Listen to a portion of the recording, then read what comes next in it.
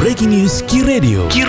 Disiarkan di 91,5 Sehati FM Kandangan dan 87,6 Sehati FM Nagara. Ki Radio, www.kiradiolusungaselatan.com.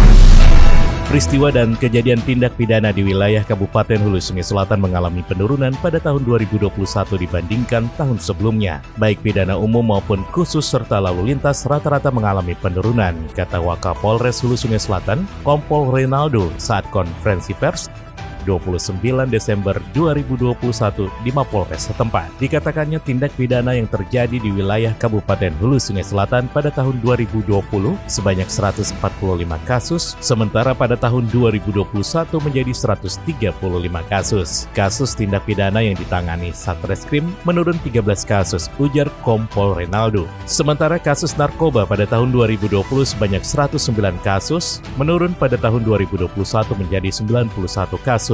Tahun ini kasus narkoba menurun 18 kasus, namun jumlah barang bukti yang meningkat. Dalam bidang lalu lintas khususnya kecelakaan lalu lintas atau laka lantas juga mengalami peningkatan. Pada tahun 2020 ada 42 kasus, sementara pada tahun 2021 menjadi 53 kasus. Laka lantas mengalami peningkatan, namun tindak pidana mengalami penurunan pada tahun 2021 di wilayah hukum Polres Hulu Sungai Selatan.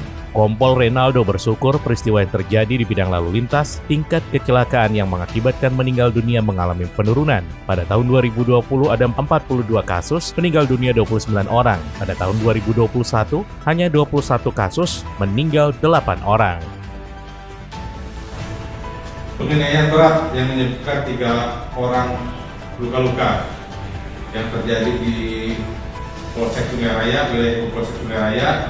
Kemudian yang ketiga adalah pencurian dengan kekerasan yang terjadi di wilayah Polsek Sungai Raya juga. Narkoba, jadi seperti yang kami sampaikan di awal tadi, narkoba memang kita mengalami penurunan jumlah kasus, tetapi untuk barang bukti kita mengalami peningkatan yang cukup signifikan. Jadi untuk kualitas tahun ini kita meningkat kualitasnya dibanding tahun 2021.